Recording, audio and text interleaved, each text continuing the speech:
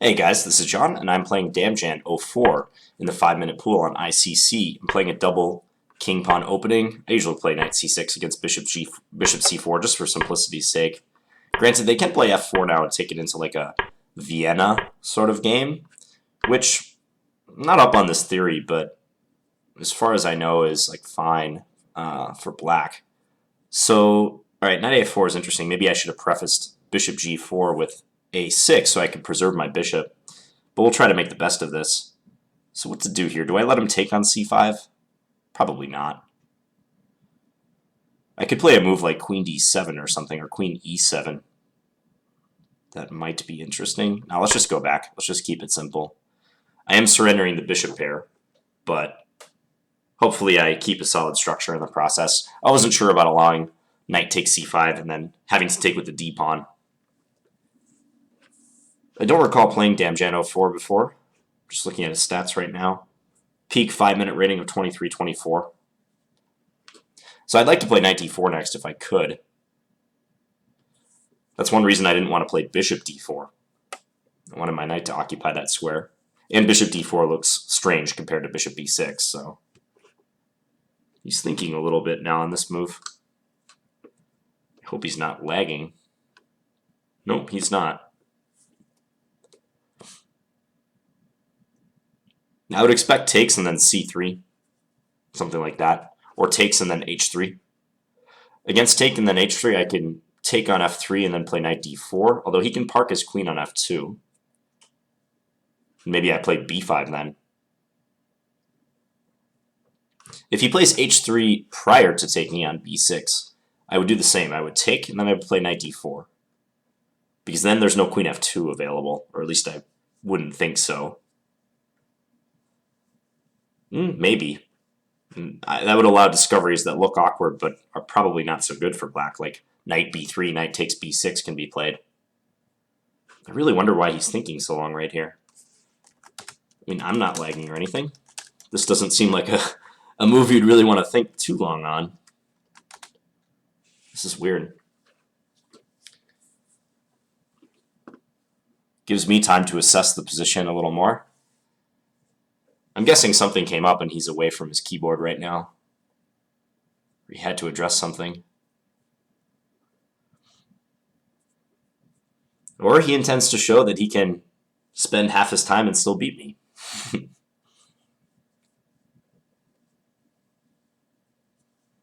This is so weird.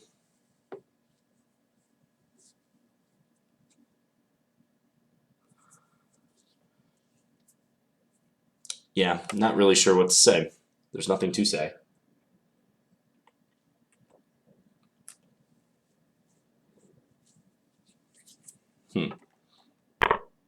Okay, finally he's back, and finally he plays a move.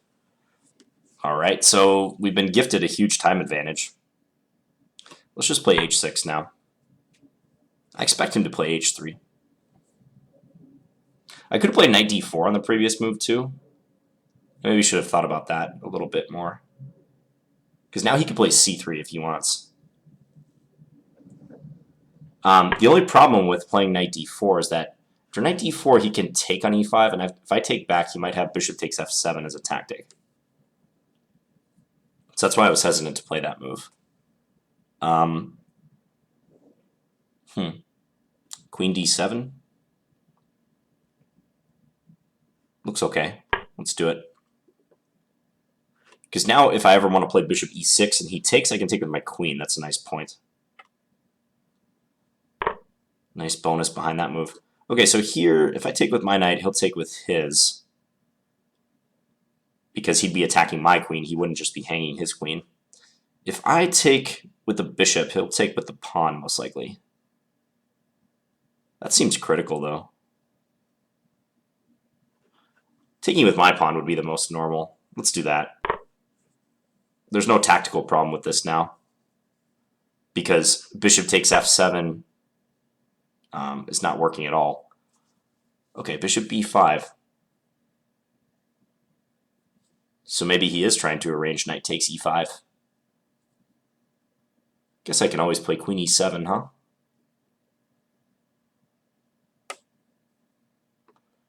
Yeah, let's go queen e7. Just waiting for him to throw in h3. Check. He hasn't played that move yet. Finally, he does. Now, to trade or not to trade?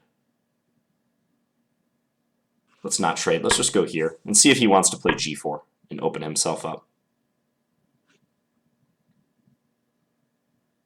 Queen's coming to g3. Kind of want to take now. Yeah, let's take now. I'm just worried my bishop is going to get shut out after queen g3, bishop g6, and I might have trouble with knight h4. I like taking now as opposed to the previous move, because at least he has to take with his rook. He can't take with his queen. And now I'm going to go here. This is my idea. And if he plays like queen g3 to attack my g7 pawn, I'll play f6 and try to put a bunch of pawns on dark squares. He can check me on g6, but I have queen f7. Granted, it might be tricky to castle now, but I think I'll manage. Maybe knight f8 is playable, trying to come to e6. It's a good square for the knight if I can get it there. Let's do that. The time advantage is going to become relevant soon. It already is. He's creeping up on just a minute left.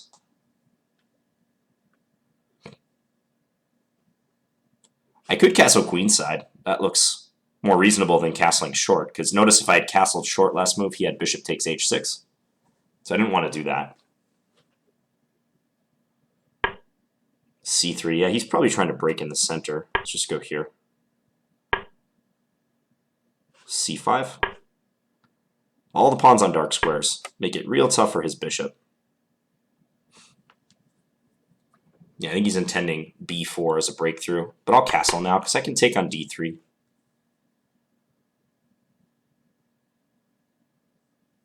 Or if b4, I can just swap and then play king b7 and try to get a rook over to a8 real quickly. I think that's probably what I'll do. And d3 will still be weak. He's just not going to make it with this amount of time. He basically has to play bullet now, and he's not moving at bullet pace. And the moves just... This is a point in the game where the moves like don't even matter. Let's just take and do as we intended. Occupy the A file. Let's go queen here. Just I d3. I'm still going to try to play good moves. I'm not going to mail it in necessarily, but maybe rook a4 was interesting to try to take over the file. But I think I can take over the file regardless. Yeah, now he's got weaknesses. He has d5. Let's bring our knight to g5. I can take this. You can give a check on e8, but I have king b7. Let's go here. Yeah, what can you say about this resulting endgame? I mean, it's probably... I don't know. I like black's position. Maybe I had knight takes h3 on the last move. He could take on h6 then. I like my position a little bit more. I think my queen is strong in the center, and I think my queen and knight have a better chance at coordinating than his queen and bishop. Somehow his king seems slightly exposed as well. Let's just see what the engine says. Yeah, quarter pawn advantage. You can see that one decision he took so long on basically was the game in this one. Let's go back. This is still kind of instructive. So this bishop's opening, that turns into kind of a Vienna with knight c3, and then white postponing the development of the kingside knight so they can place it on f3 only after the pawn has been on f4. Sort of like a queen's gambit idea with c4 and knight c3. There's some theory here. I'm just not sure of it. I'm not sure if I should play bishop g4 first or if I should play a6 to stop the knight a4 move. Let's flick on the engine. Engine does say bishop b6. I mean, it's hard to believe that black could be much worse here, if anything. But h6, yeah. Says I should maybe take on f3 right away. Okay, so if I do this move, I was worried about f takes e5, because if I take back with the d pawn, he has this tactical idea. It's worth remembering. When you're developing a bishop to g4 and pinning your opponent, don't just assume that because it's a pin, nothing bad will happen to you. You can still run into tactics like this. And that can ruin your day. And then he gets to take on g4 and he's winning. So that's why I didn't want to play knight d4 directly. I guess after takes, it's a good point what the engine is saying, that I can throw in bishop takes f3 now. G takes and then take here. I'm a little hesitant to get into these 2 knights versus 2 bishops battles. The position could become open. It has that potential. You can see the engine likes white. c3 followed by f4 is one good plan.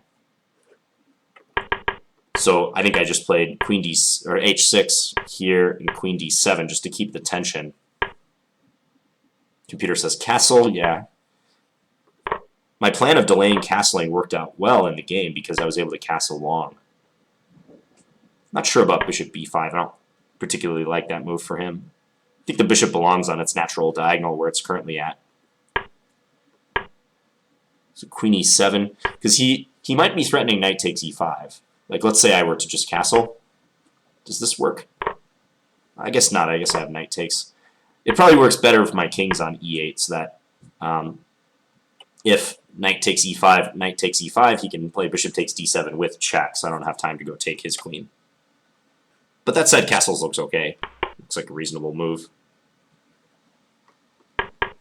So, okay, bishop b5, queen e7. Check. He took, I took. And here I played bishop h5. I could take on f3 right away, but somehow, subconsciously, I don't know if I thought about this consciously, but subconsciously, I didn't want his queen to come to f3. I like taking on f3 more when his queen is on e1. Because let's just say I had played something normal looking, like let's say knight d7 in this position. I was really afraid of knight h4, or queen g3 first, and let's say I play like bishop g6 and then knight h4. This looks awkward to deal with. The pressure on g6, my bishop can't move for fear of losing the g7 pawn behind it.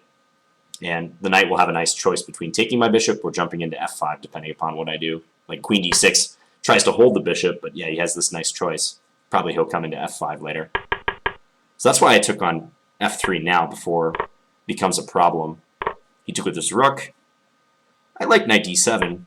I accept that I'm not better here, but the plan of putting all these pawns on dark squares now that he has just a sole dark square bishop is a nice one. And my knight can maneuver around at will. Knight f8 seems to be a useful move. It keeps his queen out of g6. The knight can come to e6. Yeah, at this point I would take black. I think it's much easier to play my position. And the knight has been rerouted to a useful square. I thought maybe he should make an attacking gesture on the queen side. Like let's say after knight f8, like maybe a4 right now, just to keep open the option of a5. He probably should bring this rook back too. I don't think the rook is going to do much on f3 anymore.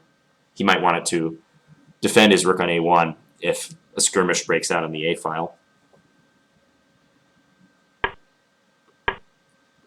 So knight f8, c3, knight e6. Yeah, and here I castled, or actually I played c5 first and then castled long. Yeah. He went here to defend the d3 pawn.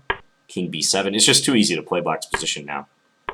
Even if I'm not obtaining like a huge advantage, though the computer thinks black is better, with the time circumstance, my position's completely safe. It's just over.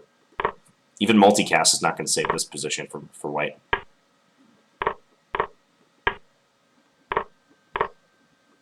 Yeah, this is done for. Let's see if I could have played something better. I mentioned rook a4. Maybe this was a more sophisticated move. If I try to come in down the a file, like double up my rooks. He does have d4 though, so the computer's saying maybe I should address that threat by playing rook h d8. But if he takes on a8 and I take back, he can play d4 anyways, right? Queen b5, I guess, hitting the rook. So I can keep some advantage. Yeah, I'm not going to be looking for that when he has 13 seconds left. This was simple enough.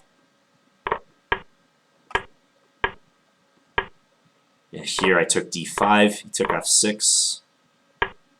Got in here. I guess queen e5 would have been good to defend both of these. I saw queen d6, but I also saw that he could do this and then take on b6. That's why I didn't play it. But queen e5 would have been a good move to save both of those. I guess he has maybe this Check. move. King b7. Can he do this? Or do I get too much play? And my knight and queen coordinating cause him problems. I mentioned this in previous videos, but the reason why people always say a queen-knight combination is better than a queen-bishop combination is because the queen and knight complement each other, whereas the queen and bishop reproduce the same squares.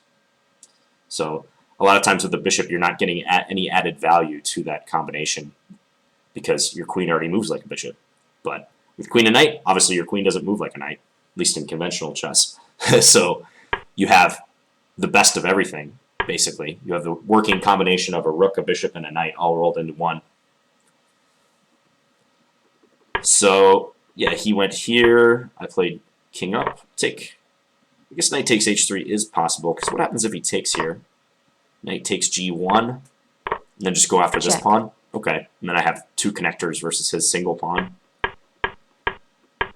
I just played this, and as you see, still a persisting small advantage for black. Alright, so unfortunate time management from my opponent. Well, I shouldn't really say time management. He probably just had to step away or something, but who knows? You just never know what compels people to take time in an online game. Hope you guys enjoyed this one. I'll be back tomorrow with another Blitz game. Thanks for watching, guys. Bye.